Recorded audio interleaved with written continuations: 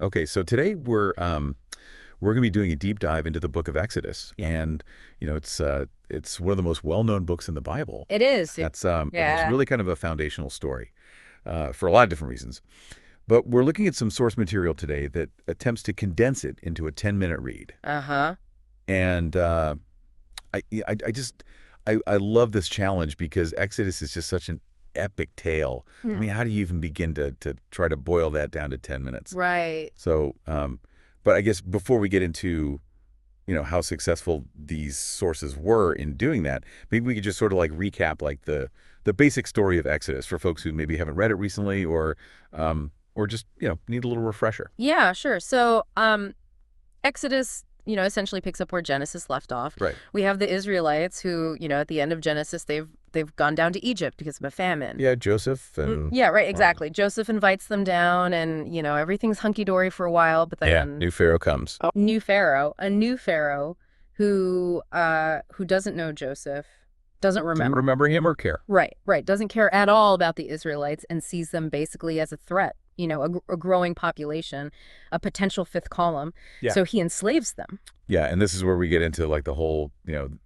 the story of Moses, Exactly. right? So he's born into this situation of like, the Israelites are enslaved. Right. He's born into it, but of course he escapes that fate because of his mother's Yeah, the basket in the river. basket in the river, right? That whole dramatic story. Yeah, And he's raised in Pharaoh's court, so he has this like kind of dual identity. right, He's both Hebrew and Egyptian in a way. right. And then of course, he gets this call from God At the burning bush. at the burning bush, famous burning bush, and God tells him like, Moses, you got to go back. You got to free my people. Right. And Moses is like,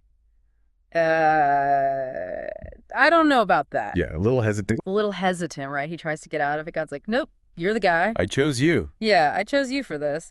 So So then we get to the plagues. the plagues, right? So Moses goes back to Pharaoh. He's like, let my people go. And Pharaoh's like, nah, I don't think so. And so Stubborn Pharaoh. very stubborn Pharaoh. Yeah. So God sends these plagues, the Nile turning to blood, the frogs, the locusts, all Yeah, that, the whole shebang. the whole bit. And, each time Pharaoh's like, okay, I'll let him go. And then he changes his mind Until finally. until finally we get to the 10th plague, which is the death of the firstborn. Yeah, that's a heavy one. Yeah, that's the big one. And finally, that's what convinces Pharaoh to let them go. So they flee, they make For their a exodus, trip out of Egypt. and it's not an easy exodus. No. I mean, they're pursued by Pharaoh's army. Yeah. And this is where we get to like the iconic parting of the Red Sea, right? The parting of the Red Sea, which is, I think one of the most visually just stunning moments in the whole story. Yeah, it's been depicted in so many different ways, in art and film. Absolutely. Yeah, just incredible. And it's this like ultimate symbol of God's power, right? And deliverance. Right. And so then they escape through the Red Sea. The Egyptian army is destroyed. Right.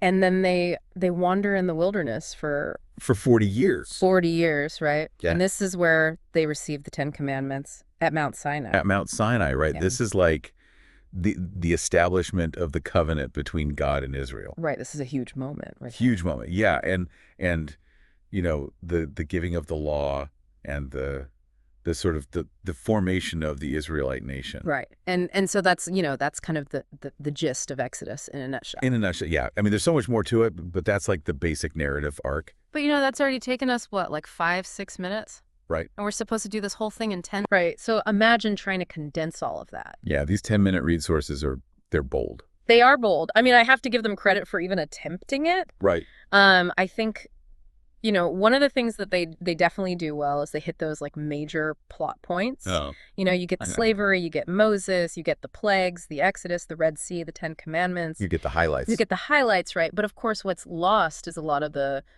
nuance, the details, right? The character development, the sort of the poetry of the language. Right. And the kind of like the theological depth. The theological depth, exactly. Like Exodus is so much more than just an adventure story. Absolutely. It's really grappling with some really profound ideas about, the nature of God and humanity and freedom and all of that. Right. And I think, one of the things that's interesting about these 10-minute reads is that they tend to focus on the sort of the action, the plot, and they don't really delve into those like deeper questions.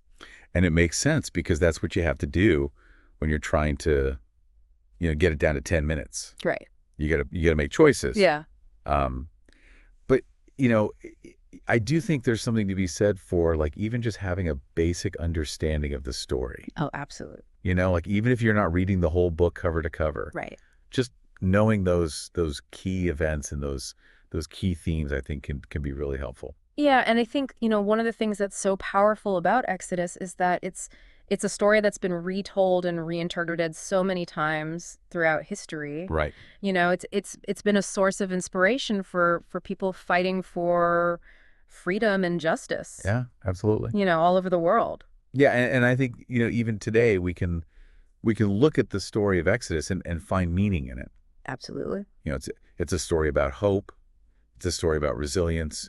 It's a story about, the power of faith. And I think those are all things that we can really relate to. Absolutely. So, even though it's a challenge to condense Exodus into 10 minutes, yeah, I think it's a worthwhile challenge. It is. Because it at least gets people thinking about the story. Right. And maybe it'll inspire them to go and read the whole thing. Absolutely. And, I think even if if you don't have time to read the whole thing, even just thinking about, some of those key questions that the story raises, like, what does it mean to be free? Right. What does it mean to be a leader?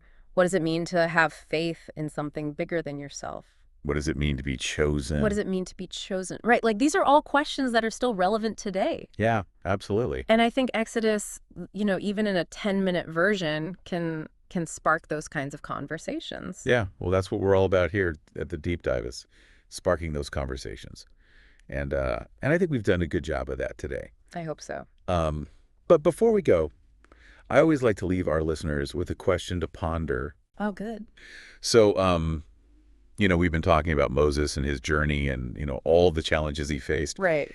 If you could ask Moses one question, just one question after his experience on Mount Sinai, what would it be? Ooh, that's a good one. What would you want to know from him? Yeah. So think about that, listeners, and let us know. Let us know. And until next time, happy deep diving. Happy diving. Bye. Bye.